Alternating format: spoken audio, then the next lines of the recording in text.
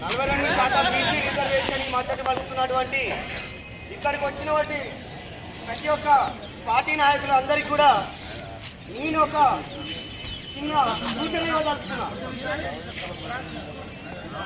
అందరూ కూడా మీరు ఒకటి గమనించాల్సిన విషయం ఏంటంటే ఇక్కడ ఉన్న 3 పార్టీలు కూడా అందరూ శాఖాహారులే, కానీ మధ్యలో ఉన్న రొయ్యల మూట ఏమైందిరా అంటే మాయమైపోయింది.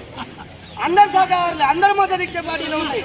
బీజేపీ పార్టీ అయినా, బీఆర్ఎస్ పార్టీ అయినా, కాంగ్రెస్ పార్టీ అయినా 3 పార్టీలు కూడా మద్దతు ఇస్తున్నామని చెప్తున్నారు తప్ప మరి 42 రిజర్వేషన్కి ఎవరు ఆపుతున్నారు అనే విషయాన్ని ఎవరు గమనించలేకపోతున్నారు. ఇక్కడ ఉన్న బీసీ నాయకులు ప్రతి ఒక్క పార్టీ నాయకులు నేను అడుగుతున్నా, ఇక్కడ మరి నీ పార్టీ మద్దతు పలికితే మరి ఎవరు ఆపుతున్నారు ఈ బీసీ రిజర్వేషన్ని? 3 పార్టీలు మద్దతు తెలుపుతున్నా ఉన్నారు కదా, 3 పార్టీలు మద్దతు తెలిపినప్పుడు ఎవరు ఆపుతున్నారు ఈ బీసీ రిజర్వేషన్ని? ఈ వేదికగా తెలంగాణ రాష్ట్రంలో బీజేపీ, బీఆర్ఎస్, కాంగ్రెస్ పార్టీ వాళ్ళని సూటిగా ఒక్కటే ప్రశ్న నేను అడుగుతున్నా. మీకు బీసీలకు 42% రిజర్వేషన్ ఇవ్వాలన్న శుద్ధశుద్ధి ఉంటే తక్షణమే ఎమ్మెల్యేలు, ఎంపీలు మీరు రాజీనామా చేసి తెలంగాణలో యుద్ధం ప్రకటించండి. అప్పుడు అంతేగాని మీరు వెనకంగా బాణంతో పొడిచి ముందుకొచ్చి మేము మద్దతు ఇస్తున్నాం, మీకు మీ సపోర్ట్ ఉంటున్నాం అంటే ఎవరు నమ్మడానికి బీసీ నాయకులు రెడీగా లేరు. ప్రతి పార్టీలో ఉన్నాం బీసీ నాయకులు కూడా. మనం తెలుసుకోవాల్సిన విషయం ఒకటే ఉంది, వీళ్ళు వాళ్ళ యొక్క రాజ్యాధికారం కోసం, వాళ్ళ రాజకీయ పార్టీలో ఉండడం కోసం తప్ప మనకి న్యాయం చేయడానికి ముందు రావడానికి మాత్రం ఏమాత్రం కాదు. మీరు ఏ పార్టీలో ఉన్నా సరే, అది బీజేపీ అయినా, బీఆర్ఎస్ అయినా, అది కాంగ్రెస్ అయినా సరే, వాళ్ళు ఏం చేస్తున్నారంటే ఈ బీసీ రిజర్వేషన్ అడ్డంక పెట్టుకొని ఒక పార్టీ నుండి ఇంకో పార్టీ వాళ్ళకి, బీఆర్ఎస్ వాళ్ళు బీజేపీ అని, బీజేపీ వాళ్ళు కాంగ్రెస్ అని, కాంగ్రెస్ వాళ్ళు బీజేపీ అని ఒకరి మీద ఒకరు నెట్టేసుకున్నారు తప్ప ఎవరు కూడా మనకి ఇవ్వాలన్న శుద్ధశుద్ధి ఎవరికి లేదు. బీసీ, ఎస్సీ, ఎస్టీ, జేఏసీ రాష్ట్ర కన్వీనర్ అయినటువంటి విశారదన్ చెప్పిన మాట, ఈ యొక్క బీసీ రిజర్వేషన్ కేవలం 9th షెడ్యూల్లో పెడితేనే మాత్రమే దానికి ఒక హక్కు, దానికి ఒక పట్టు ఉంటుందని సార్ క్లియర్ చెప్పారు. దానికి మేము ఎంత పోరాడాలో అంత పోరాడడానికి సిద్ధంగా ఉన్నాం.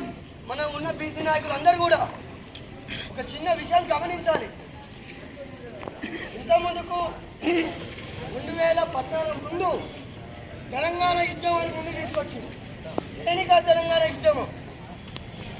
22% ఉన్న బీసీ ఎడిపోయి, బీసీ, ఎస్సీ, ఎస్టీ 93% ఉంది. మన అధికారం ఏది? తెలంగాణ యుద్ధం చేసి తెలంగాణ తెచ్చుకున్నాం. ఇప్పటి వరకు కూడా ఏ అధికారం లేకుండా, ఏ రాజకీయంలో మనం లేకుండా వెనుకబడి ఉన్నాం. తెలంగాణ వచ్చి ఏ ఉపయోగం ఉంది? తెలంగాణలో మరొక యుద్ధం చేయాల్సిందే.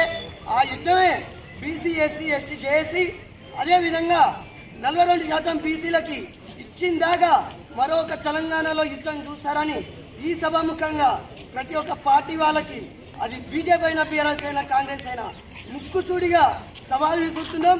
ఇది వదిలే సమస్య లేదు. ఈసారి కానీ మేము కానీ వెనకడికి వేస్తే, మనం బీసీ వాళ్ళు వెనకడికి వేస్తే ఇంతటితో మనం భూస్థాపితం అయిపోతాం. ముందు రాబోతున్న తరాలకి మీరు ఏం పిలుపునిచ్చారు, ఏం సాధించారు? ఇన్ని ఏళ్ల నుండి రాజకీయాలు ఉన్నామని గొప్ప చెప్పుకోవాలని తప్ప మనకంటూ ఒక రాజకీయం బీజేపీ అయినా, బీఆర్ఎస్ అయినా, కాంగ్రెస్ అయినా ఎవరి పార్టీలు అది? అవి అక్కడ కులాల పార్టీలు, కానీ ఆధిపత్యం ఎవరున్నారు? సరే, ఎవరిని విమర్శించే అవసరం మాకు లేదు. అందరికీ మద్దతు ఇచ్చినందుకు, అన్ని పార్టీలు మద్దతు ఇచ్చినందుకు సంతోషం. ఇదే మద్దతు మీ రాజీనామాతో తెలియజేయాలని సూటి ప్రశ్నతో వదులుతున్నాను.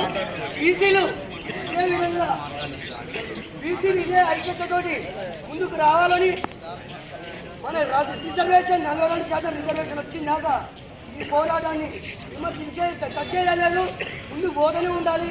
ప్రతి జిల్లాలో కూడా ఇదే విధంగా వెళ్ళాలని కోరుతూ, నల్గొండలో అంటే ఉత్తమాల కిల్ల కాబట్టి ఈ మొదలైన ఈ యొక్క యుద్ధం కొనసాగాలని మనస్ఫూర్తిగా కోరుకుంటూ ఈ అవకాశం అందరూ కూడా ధన్యవాదాలు.